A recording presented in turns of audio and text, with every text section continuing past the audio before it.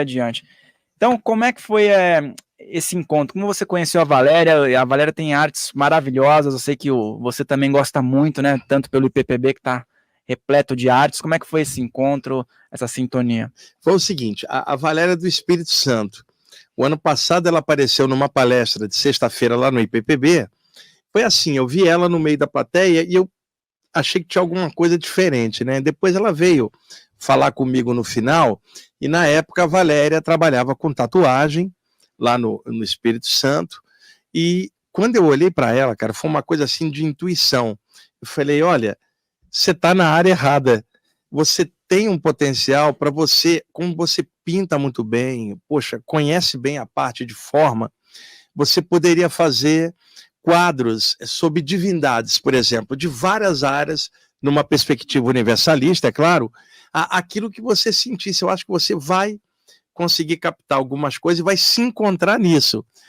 A Valéria seguiu essa dica, eu não a conhecia, foi ali no dia, foi coisa de intuição, e aí ela começou a fazer os quadros, pintando, né, várias presenças espirituais no que ela sentia, ou no que eu pedia para ela fazer. Eu fui pedir dela para fazer uma Quanin, pedi para fazer um caboclo, cara, pedi para ela fazer um hindu, pedi para ela fazer Mãe Divina, fui pedindo vários quadros. E aí, como o pessoal lá do grupo de estudos do IPPB, cada quadro que ela fazia, eu falei, olha, eu encomendei isso aqui com ela, o pessoal começou também a encomendar os quadros. Resultado, ela hoje, ela mudou para São Paulo, faz os quadros por encomenda. Por exemplo, você quer um quadro do Buda, você fala, eu quero assim, assim, assado, ela faz do jeito que você pediu, ela é a melhor que eu conheço nessa área, né? E aí ela hoje está trabalhando assim, ela está lá com a gente no IPPB, fizemos uma amizade muito forte, e hoje ela está aí nessa vibe, cara, fazendo cada quadro espetacular, coisas do Antigo Egito, da Velha Índia, coisa de mestres espirituais, sabe? É coisa bem legal. Ela fez outro dia uma estrela prânica com uma coruja embaixo, a coruja com aquele olhar coruscante para representar o olhar brilhante de quem está lúcido, ali uma representação da coruja de sabedoria. Foi o último quadro que ela fez para mim. E ela fez eu vou relançar o livro Ensinamentos Extrafísicos e Projetivos, do Sanat Kumar, vai ter o dobro de páginas, e aí a gente vai mudar a capa. Aí eu pedi a Valéria para fazer a capa, uma pirâmide linda com olho de Horus, um sol atrás, a capa já está pronta, eu que não aprontei ainda o material. E aí ela está hoje trabalhando e está feliz da vida aí com essa nova etapa da vida dela, de estar jogando luz nos quadros, porque você sabe, né, a função de uma obra de arte não é prender você nela, é servir de link para algo. Você olha e lembra de algo ao qual, por simbologia, está ali no quadro. Então, como ela está fazendo quadros de seres espirituais que remetem a vibrações e egrégoras, ela ajuda a que a pessoa, quando olha, lembre do alto, em alguma maneira. E aí ela pode falar melhor aqui, como é que ela faz, qual que é a técnica, a inspiração. Então, na verdade, eu sinto que a arte ela tem um propósito, né? E é um propósito de organização humana. A gente precisa de uma organização interna, e eu sinto que a arte ela cria um link para que a gente possa se perceber através daquilo que a gente acredita. Então, assim, quando eu comecei, né, e entrei nesse processo da transição da tatuagem para as telas, eu já pintava anteriormente, só que eu fazia quadros do sagrado feminino. Porém, isso não era uma profissão, isso não era algo que eu tinha colocado como um propósito, né, e continuava tatuando.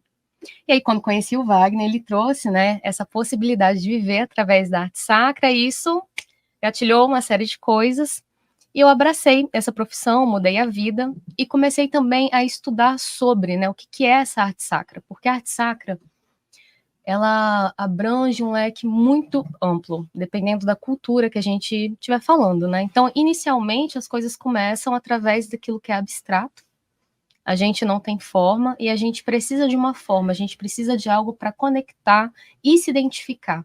Então, imagina, você tem uma divindade que não tem nenhum formato e você está numa conjuntura humana, né? Você está humano nesse momento. Você quer algo para se identificar, você quer algo como um local de espelhamento. Então a gente começa a criar essas divindades, a gente coloca formas humanas. Lá no Egito a gente tem animais, Na Grécia, a gente já começa a apostar numa anatomia. E aí, a gente se identificando com essa divindade, a gente consegue trabalhar esses aspectos em nós. Então, culturalmente, isso é muito interessante, porque fortalece a nossa caminhada na busca dessa transformação pessoal. E aí, assim, quando eu comecei a fazer esse processo da arte, né, a primeira coisa que me veio é como que essa arte entra em contato com as pessoas. Porque ela pede uma coisa que a gente não faz hoje, que é a pausa. Então, não adianta só a gente estar em contato com essa tela, a gente precisa perceber aquilo que a gente sente. Ela não vai te dar um potencial de fé, ela precisa que isso já esteja latente dentro de você, para que você possa se conectar e se sentir, de fato, numa conexão para se recordar desse alto, né, para trazer isso para sua vida. Então, nesse momento foi quando eu também comecei a analisar sobre os clientes, né, entender como que é essa conexão, como que esse cliente sente a divindade, como que ela se apresenta, porque isso também fala muito sobre essa pessoa. Né, por que eu me afinizo com determinados tipos de energia e por que com determinados tipos de energia eu não tenho uma afinidade. Então, a gente vai vendo que nesse abraço, nessa construção que a gente tem com a divindade, a gente também está se construindo a partir dela. E isso é muito interessante, isso é muito potente. Realmente, assim, o Wagner comentou, assim, já tive a oportunidade de ver algumas obras, né, e tem muita vida ali, né, tem muita vida, muita energia. Ela ali. coloca a expressão, cara, porque eu sempre falei para Valéria, por exemplo, você vai botar os olhos, coloca uma expressão de vivacidade, cara, algo que dê a ideia de algo vivo, e não uma coisa parada. A obra, ela tem que ter uma vivacidade, porque ela representa uma energia, né? Você vai fazer, eu chego e falo assim, Valéria, faz, por exemplo, um quadro do Paramahansa Ramakrishna, por exemplo, ou do Paramahansa Yogananda. Puxa, faz do teu jeito, com a tua intuição, e deixa fluir na parte técnica, é claro, e quando você fizer, eu sei que você vai entrar na vibe daquilo, não é somente a técnica, mas a egrégora, o campo energético que representa aquilo, para você plasmar aqui, pegar o sem forma, converter em forma, cor e expressão, porque nós estamos no plano físico, o nosso cérebro utiliza a referência das formas. O problema todo da forma é ficar grudado nela e perder a essência. Se você tem esta noção de que aquilo que está formatado representa algo mais sutil, perfeito, e você usa aquilo como link para chegar no sutil. O problema é quando você olha algo da forma e a forma prende a sua mente na forma. E isso vai criar uma compressão para você, porque estudos espirituais tendem à transcendência, a transcender a própria forma. Então, podemos trabalhar com o equilíbrio de usar a forma para pensar no sem forma, como atmosfera, como egrégora. E é isso que ela está fazendo. O Rama está aprontando aí, né, Marcos? O Rama quer participar também. Pessoal, já vai sintonizando com o Rama. É melhor trazer ele para cá, mas ficar com ele aqui, porque ele está meio agitado esses dias. Vem cá, traz ele aqui, ele fica aqui. Traz ele aí. O pessoal gosta também. O pessoal gosta. Vem cá, rapaz. Participa, Rama. É que é o seguinte, eu estou trabalhando tanto que eu não tenho ficado muito com ele em casa, cara. Tá sentindo saudade. E aí, né? toda hora que ele pode, quer ficar grudado, aí fica chamando atenção, já tá um senhorzinho, 14 anos, né? Então ele tá mais... E aí, cara, eu não podia deixar ele sozinho em casa, ele fica chorando atrás da porta, fica deprimido. Aí eu falei, vamos lá, cara, vamos que o Fael não vai incomodar de você. Aí ele tá cobrando atenção. Ele vai participar, pô. Se soubesse, tinha colocado ele na capa também, pô. É interessante, assim, a gente dizer a respeito disso, porque quando a gente está criando conexão com essa divindade, a gente precisa primeiro se aprofundar nela. É uma das coisas que eu tenho falado muito no trabalho, é esse aspecto do aprofundamento naquilo que a gente acredita. Então não adianta ficar numa literatura muito superficial, ou não olhar para aquilo, ou ir simplesmente pelo aquilo que... vi, achei legal esse atributo, o que ocorre bastante, infelizmente. Né? Determinada divindade inspira proteção, Ganesha. Prosperidade, vou pintar um Ganesha e colocar na minha casa, no meu quarto, seja onde for. Mas aí não se cumpre o papel, porque você não tem um aprofundamento, você não tem esse link, você não tem essa conexão. Então, se você não cria esse movimento, que é igual uma relação, de se conectar primeiro com essa divindade, para que depois o pintor, a pintora chegue e consiga, de fato, materializar aquilo, fica complexo.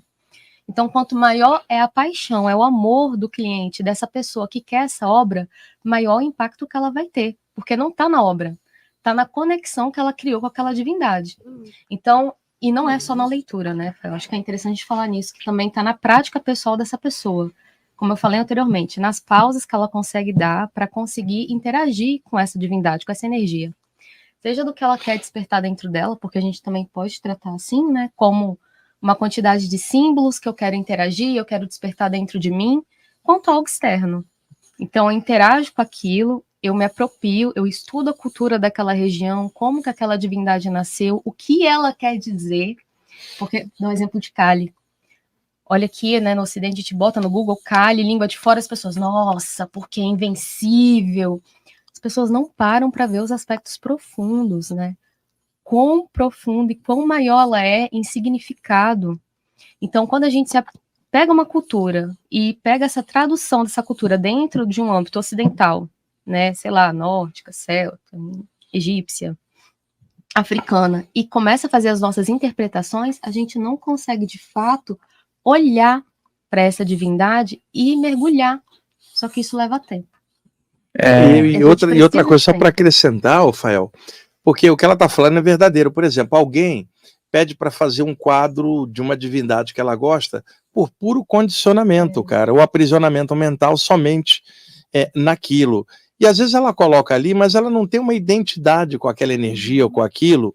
Muitas vezes botou por condicionamento religioso, ou porque alguém disse para ela que seria legal ela colocar. O mais legal vamos pegar um cristão. Pô, ama Jesus, tá nessa vibe? Valéria, faz um quadro de Jesus. Jesus já está no meu coração. Eu só quero que você coloque ali, para durante o dia a dia na correria, de vez em quando eu bater o olhar e não esquecer desse amor. Então, há uma conexão com aquilo. É diferente de você friamente pedir para fazer um quadro. Põe um Jesus ali. Põe lá, porque, sei lá, ouvi dizer que faz bem para casa. Aí a pessoa não tem identidade alguma. Então, o mais legal, você tem algo no teu coração, e apenas é uma memória física, uma lembrança que você coloca, porque os dias são tão corridos, a vida é tão cheia de acontecimentos, que se esquece muitas vezes. Às vezes você bate o olhar num quadro, te relembra aquilo que você esqueceu aquele dia, de pensar num grande amor, num ser de luz, e aí é isso que ela está fazendo. E a energia também que foi colocada ali, eu acho que é muito importante, porque a pessoa, ela teve uma inspiração, por exemplo. Eu tenho inspirações. E eu, assim, como o Wagner, não desenhamos muito bem, né, Wagner? Então... Cara, eu sou péssimo para desenhar. Então a gente passa para você, né? Não, é aqueles desenhos, assim, até a minha letra acho que é a mesma desde os 6 anos, então imagina os desenhos, né? Aí a pessoa, ela colocou aquele sentimento bom, e assim, no fato que o Wagner mencionou, eu observo muitas as pessoas com santos ou com divindades, né? E a pessoa, ela acredita firmemente que ela tá ali naquela imagem, que é para trazer essa conexão, mas aquela imagem é o próprio santo, né? Isso é complicado. Por exemplo, eu tenho em casa uma estátua enorme do Oxalá. Eu estava em Salvador, esperando o horário do meu voo para São Paulo, e naquela época tinha uma loja que vendia imagens da tradição afro, uma loja muito grande. Hoje, na pandemia, ela fechou.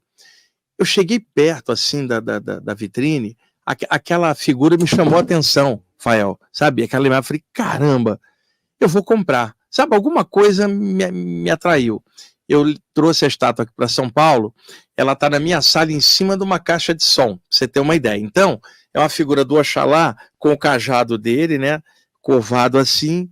Você veja, eu sei que aquilo é uma estátua, tá?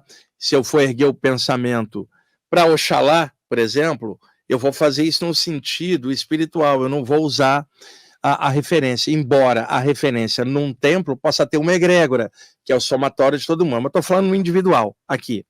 Então, quando eu olho para aquela estátua, o que ela me traz, tá? É Oxalá se curvando. Quando eu bato o olho, eu falo assim, se até Deus se curva, por que eu não vou curvar meu ego? Então, ela me dá um link para eu pensar na humildade do eterno, sabe? E assim eu me portar. Então, ela me serve de link para eu erguer o pensamento. Eu sei que aquela estátua não é o Oxalá, é uma representação humana, mas eu sei que no plano físico, ao olhar para ela, eu lembro de algo, falo, opa, se até o Oxalá se curva, deixa eu ver se eu não estou bobeando aqui com o meu ego também, levantando a crista do ego. Deixa eu me curvar diante de um valor maior. Então, o lance todo é o link a que a estátua ou o quadro remete você a pensar. Se a estátua ou o quadro não te der link e você ficar preso nela, você vai ficar focado numa coisa só da forma. Você não alcançou o sem forma. Então, na tradição hindu, só para a gente fazer um paralelo, você tem uma meditação com forma, por exemplo, você fecha os olhos, visualiza um yantra de um chakra, o rosto de uma divindade que você gosta, você está usando uma forma de referência. Em algum momento, essa forma se dilui, levando você ao sem forma. Então, o objetivo da forma é levar o sem forma na arte. Mas, se você ficar preso na forma e não for para o sem forma, se tornou uma prisão mental. E aí, ela não está fazendo o papel, porque a tua mente está travando você em vez de fazer o link para cima. Então, tudo é possível, desde que não prenda você num condicionamento. Se aquilo leva você a erguer o pensamento, e o melhor, se aquilo leva você a fazer o bem, melhorar teu caráter, porque não adianta eu olhar para algo no plano físico, um quadro ou uma estátua, e por condicionamento apenas aquilo não me melhorar e me prender. Então é sempre bom colocar isso. Tem gente que tem altares em casa. O que é um altar em casa, Rafael? Um ponto de força na casa. Aquele lugar onde a pessoa está sempre concentrada em algo maior, se torna um ponto de luz dentro da casa, né? É um ponto de força, vamos chamar assim. Ele pode ter uma atmosfera ali, mas vai sempre remeter a algo maior. E seres espirituais que trabalham em torno da ideia do que está associado na imagem, eles vão interagir, e eles não são a imagem, eles são o real extrafísico. Agora a imagem ajudou a lembrar. E é claro que alguém pode conectar sem imagem alguma. Eu estou querendo dizer é que neste plano físico, com 8 bilhões de pessoas encarnadas, culturas diferentes, não dá para você imaginar que só uma forma de se ligar ao eterno é a única. Você tem várias outras, e cada cultura tem sua referência e seus ícones, e isso ajuda a pensar no maior. O problema é se prender na referência e não alcançar o que ela representa, que aí se torna uma prisão mental. Lembre-se de deixar o seu like aqui nesse vídeo, de se inscrever nesse canal, e se você gostou desse corte, o episódio completo está aqui na descrição. Ah, e também se inscreve lá no nosso canal oficial, Filhos do Todo, para você acompanhar as outras entrevistas. Farrell Molina falando, um grande abraço.